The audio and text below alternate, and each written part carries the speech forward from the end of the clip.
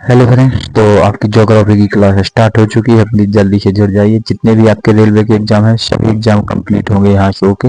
और ये डेली सुबह 8 बजे आपको मिलेगी, ठीक है, मनविंद क्लासेस यूट्यूब चैनल पर। तो जुड़िए रोज सुबह 8 बजे ज्योग्राफी महादंगल पर। चलिए, सबसे पहले चैनल को सब्सक्राइब कीजिए ताकि आपके पास डेली का नोटिफिकेशन आता रहे। ओके, यदि आप सच में पढ़ने वाले विद्यार्थी हैं। ओके, तो चलिए, आज का हमारा टॉपिक है भारत की स्थिति, ठीक है, इंडियाज पोजीशन। तो इसकी पोजीशन क्या रही होगी उस समय, तो ये पुरानी बात है। यहाँ पर लिखा है कि भारत की जो मुख्य भूमि है वो उत्तर में कश्मीर से लेकर दक्षिण में कन्याकुमारी तक फैली हुई है। कहाँ तक? कन्याकुमारी तक, ठीक है। तो इसका हम पूरा स्ट्रक्चर बनाएंगे, पूरा डायग्राम बनाएंगे, विद डायग्राम के आपको समझाएंगे, ठीक है। बिना डायग्राम के आपको कॉन्सेप्ट क्लियर नहीं हो सकता, ठीक है।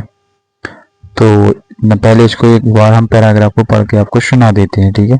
और पूरब में यहाँ पर लिखा कि पूरब में अरुणाचल प्रदेश से लेकर के पश्चिम में गुजरात तक फैली हुई है, ठीक है। पश्चिम में गुजरात तक फैली हुई है। ओके, और भारत की जो सीमा अंतर्गत क्षेत्र है वो समुद्र की ओर 12 समुद्री मील यानी कि 21.9 किलोमीटर तक फैला हुआ है, ठीक है। तो आपके बिल्कुल ऊपर से बिल्कुल बाउंस हो गया होगा, आपको समझ नहीं आया होगा क्या बता दिया। तो आइए यहाँ पर हम देखते हैं कि क्या क्या मैंने बताया होगी। तो अब डायग्राम से बिल्कुल पूरा इसको क्लियरली समझ सकते हैं।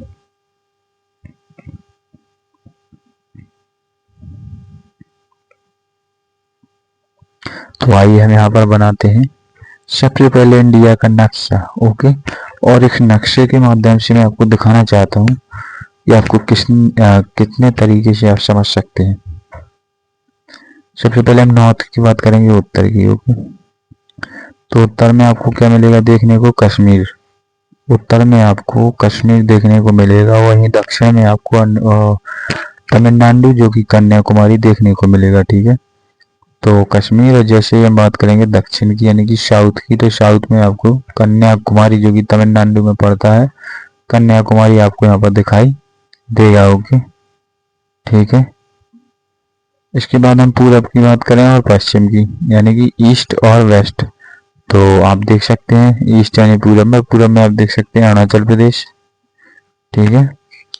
और वेस्ट पश्चिम, पश्चिम में आपको गुजरात देखने को मिलेगा, ठीक है।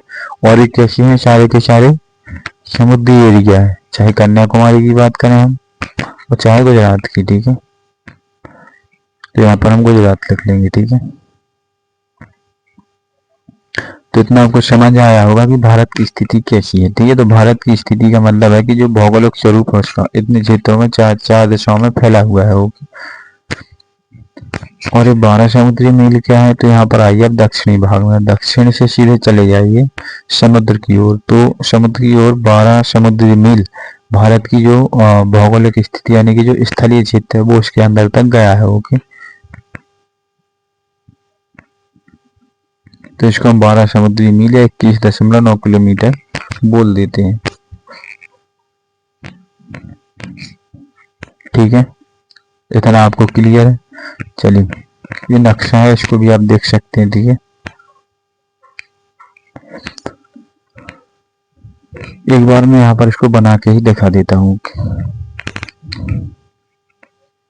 अच्छी क्लैरिटी है, आपको क्लियर हो जाएगा, ठीक है। तो सबसे पहले देख लीजिएगा आप, बिल्कुल आसानी से समझाएंगे, बिल्कुल आसान भाषा में होगी। और ये इंडिया का मैप है, ओके, इंडियन मैप है, ठीक है। किस तरीके से आप, हम दक्षिण की बात कर रहे थे ना कि 12 समुद्री मील क्या है, तो आपको जो निचला हिस्सा दिख रहा है ना, इससे 12 किलोमीटर अंदर तक समुद्र की ओर और भी भारत का हिस्सा गया हुआ है। ओके, ये दक्षिणी भाग है, और ये दक्षिणी भाग 12 समुद्री मील तक समुद्र की ओर गया हुआ है। ओके,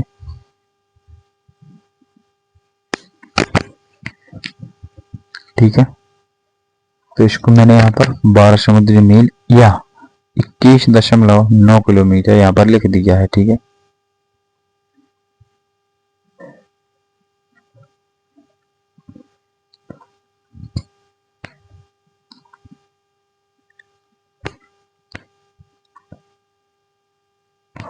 चलिए,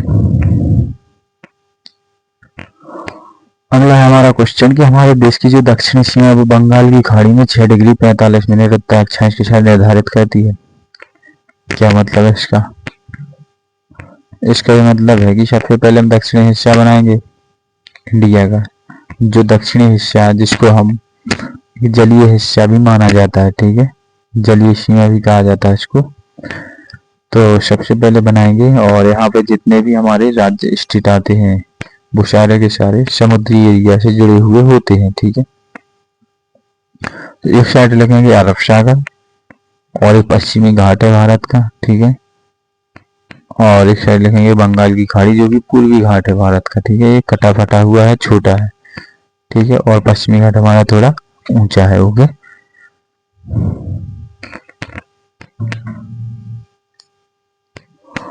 और नीचे की ओर आप देखेंगे तो हमारा दक्षिणी भाग है जो कि समुद्र में डूबा हुआ है, ठीक है।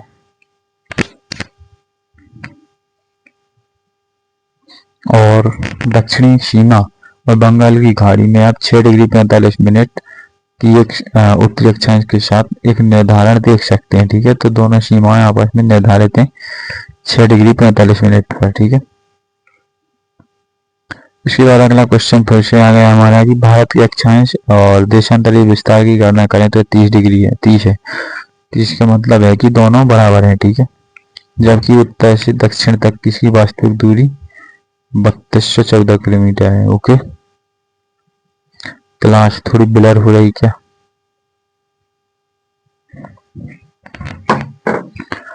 तो यहाँ पर हम इंडिया का मैप बना देते हैं, सीधा सा आपको इजीली समझा भी देते हैं, ठीक है।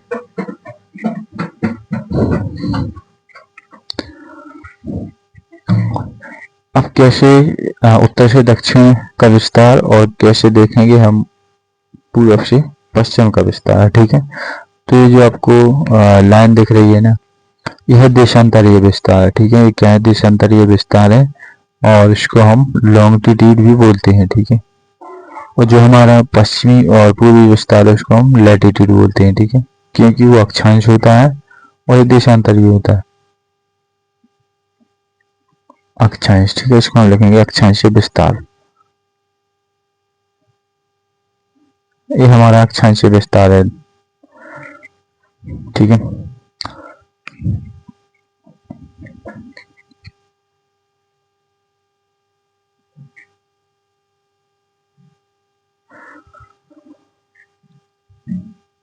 देशांतरीय विस्तार की कुल दूरी कितनी है? यानी कि उत्तर से लेकर के दक्षिण तक भारत की कुल दूरी कितनी है? तो 3214 किलोमीटर। कितनी? 3214 किलोमीटर है, ओके।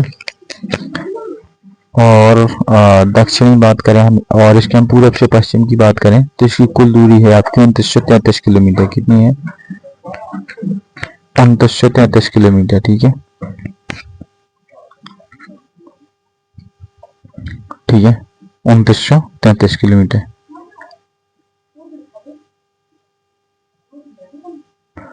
तो यहाँ आपको इजीली समझ आ गया होगा, ओके। और ध्रुवों की ओर जाते समय देशांतर रेखाओं के बीच की दूरी बताइए। अगला क्वेश्चन है कि ध्रुवों की ओर जाते समय देशांतरीय रेखाओं के बीच की दूरी घट जाती है। तो ध्रुवों की ओर जाने पर देशांतर रेखाओं की ही बीच की दूरी क्यों घटती है जबकि अक्षांश रेखाओं की नहीं घटती है, ठीक है। तो यहाँ पर हम लिख लेंगे, ठीक है।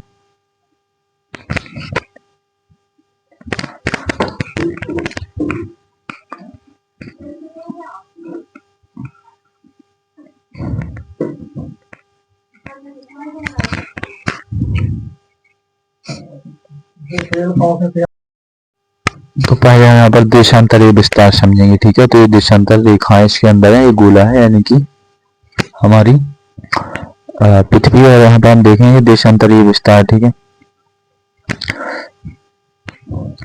तो आपने देखा होगा कि जब देशांतर रेखा है इस तरीके से आपको दिखाई देंगी, ठीक है। ये लॉन्गिट्यूड होती है, कैसी होती है? लॉन्गिट्यूड होती है, वर्टिकल होती है, ऊर्ध्वाधर होती है। और यहाँ पर आप देखेंगे पोल यानी कि ध्रुवीय हमारा जो क्षेत्र है वो दोनों साइड ध्रुवीय क्षेत्र, ठीक है। और इन पोलर एरिया पर आपको देशांतरीय रेखाओं के बीच में आपको क्या मिलेगा? डिफरेंस मिलेगा, यानी उनकी दूरी बहुत कम मिलेगी, ठीक है। तो यहाँ पर उनकी दूरी में डिफरेंस हो जाता है, ठीक है, दूरी कम हो जाती है, बल्कि बीच में देशांतर रेखाओं की दूरी बहुत अधिक होती है और पोलर एरिया यानी कि ध्रुवीय क्षेत्रों में कम होती है, ठीक है। तो आप इसको भी लिख सकते हैं, ठीक है। और बीच में सभी देशांतर रेखाओं की जो दूरी है बिल्कुल समान होती है।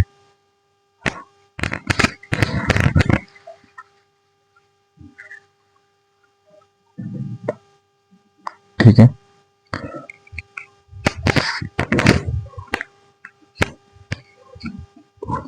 देशांतर, इसके बाद में अब हम पढ़ेंगे अक्षांश रेखाएं, ठीक है, जिनको हम लैटिट्यूड कहते हैं। लैटिट्यूड का मतलब है समांतर रेखा, जो कि लेटी हुई रेखा है, ठीक है। ये खड़ी हुई है इसलिए हमने इसको ऊर्ध्वाधर कहा था, ठीक है। अब एक ऐसी हमारी